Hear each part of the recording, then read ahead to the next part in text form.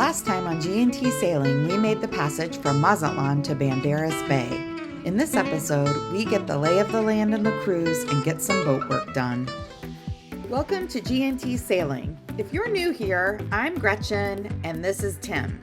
We've spent the last 2 years refitting Felicita, our Catalina 42, and have finally launched our sailing dream. We don't care where we go, we just care that we go, and we're glad you're coming along for the ride. So here's the good news. We've come to La Cruz, and look who's here. The boys are back in town. He brings food even. Good Mexican food. Thank my wife, she found it. So look, YouTube, Mike is tan, wearing shorts. I've moved up, yes. Tim arrived here with a list for Mike.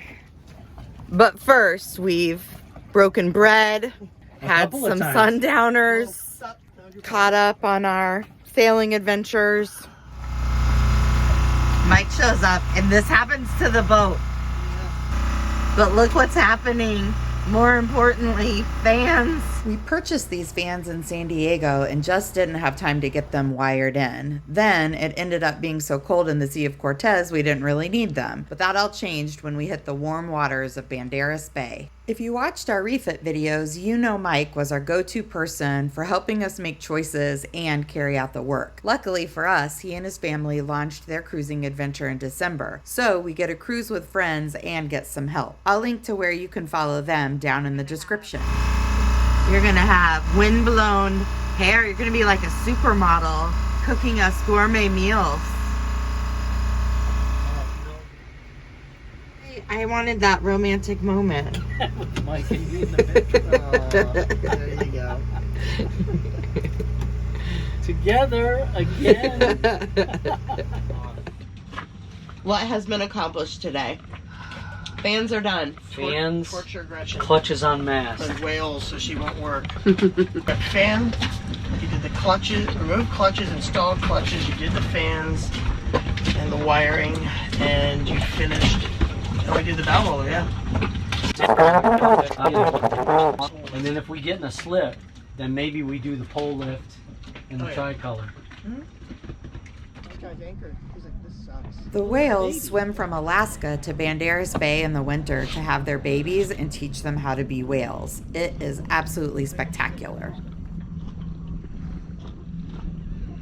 There's the baby. Wow.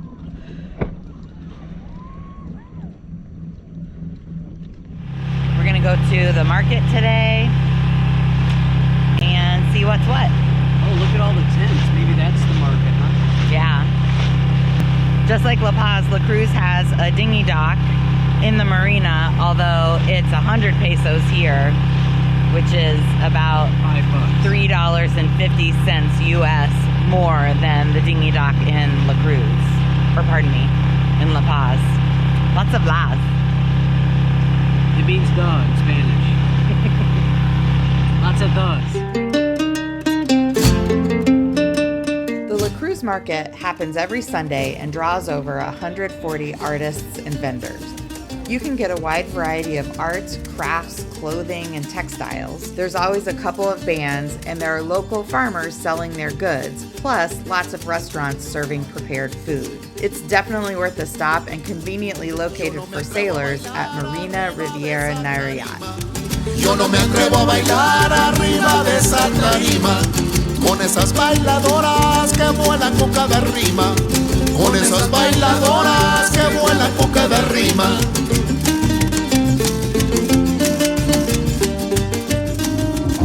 On the trumpet, all the way down from Cuba, Mr. Chewy.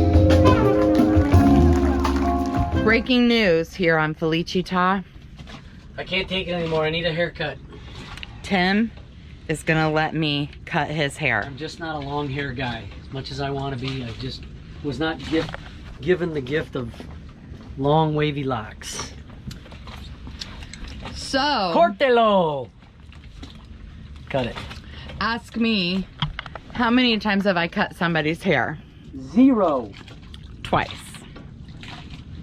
Whose hair did you cut? I cut a guy, a camp counselor, Sean, when we were camp counselors. I cut Sean O'Donnell's hair one time. He didn't stop talking to me, so we'll see how this goes. So what they taught me in beauty school is you have to comb it all. Really get. Do you part on the side, sir? No part. I'd like to, you know what I like? Off my ears, off my collar, and leave enough on top to just fluff up. Yeah? Yeah.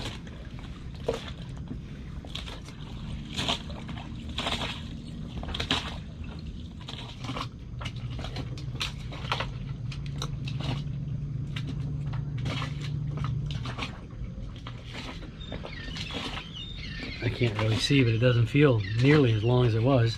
How's that? Okay, now I'm gonna come back and let me see if there's any parts that are like way wonkier than other parts.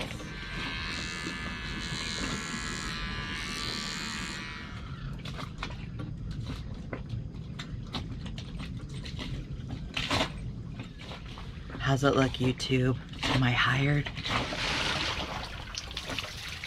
Okay, so you have washed your hair, put goop in it, dried it. How do you feel? I need a mirror to see it. But I guess if you're not embarrassed to be seen with me, then I'm good. Where's your phone? Get your phone and make it at you. Yeah, doesn't look bad. Good job. That's the cheapest haircut I ever got. La Cruz is a sailor's paradise. It boasts a large anchorage with good holding, and the local sailors do a great job creating a community that the transient sailors can tap into, including hosting events like this one we went to with Joanne Socrates, a living legend who has sailed around the world 4.5 times and is still going. And then she went on her epic adventures, 4.5 times around the world, twice unassisted, and I gotta tell you what, man, at her age, she'll kick all of our butts. So. What we're looking at here is my boat Narada. This is actually Narada 2. Narada 1 is a Naiad E16. I'm coming around very soft. I can see Victoria Harbour where I'm trying to pass Open Point. The wind dies. 9 o'clock at night, I think I'm going to get in it quite shortly. No, 2:30 in the morning. And then we headed back to the boat to have dinner with our friend Rick. Yeah. My name's Rick, and I'm sailing Frog's Leap. Today, I'm in La Cruz, baby. Great place. All right, so tell us what are you sailing on and where did you start? I am on an Island Packet 27 sailboat called Frog's Leap. For you, California wine drinkers Yeah. out there. Yeah. And where'd you start from? San Francisco, I own the boat. So where next? How long are you gonna be here? So, How many more yeah, beers are we gonna have to get? All right, this is breaking news. Where are we gonna find pizza in La Cruz? Yes, right. Hey, this is breaking news. This is breaking news, right? They don't know this yet. Exclusive. Tim, Gretchen do not know this, but they know Karen. They don't know she's coming here Wednesday. Oh, nice. Awesome. For how long? Yeah. That'll be great. 1 week. Are you That guys is really great. And then you'll carry on south.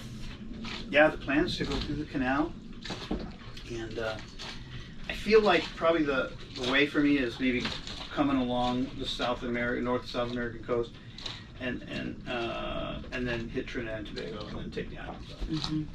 That seems like the right thing. Yeah. Just because I don't want to. You can follow Rick over on his YouTube channel, Sailing Frog's Leap. sure look like a Chicago Hey Tim, Bears will you tell me deal. what's on the menu tonight? Carbonara. I know it's Spaghetti alla carbonara. And we're using bacon from the Sausage Lady and La Paz, Yep. and fresh Fresh made homemade pasta from La Cruz today. from the market in La Cruz, and we're still using our parm from Trader Joe's in Well, San that's Diego. Romano, Pecorino Romano. Oh, pecorino. And these are the good eggs we got in La Paz. Yeah. That's fun to say. Pecorino. Pecorino, right? So Gretchen's got that in her thing that we're not eating canned Good. fish. That's good. We're gonna eat normal meals while we're sailing. Yeah. Which I think that's, obviously I love. This is the one thing I don't like about the boat is the galley is not. I like an L-shaped galley where you can get yourself in there, and no matter what tack you're on, you can just hug in there and cook. Here, no matter what tack, you're either leaning into the fire or you're falling back. So we've agreed that when we know we're going to be on passage overnights, we'll make as many meals as we need. And she bought this really cool vacuum packing machine. We vacuum pack it, we freeze it, and then she warms it up while we're offshore. Oh. And we're still eating really good food even while we're sailing.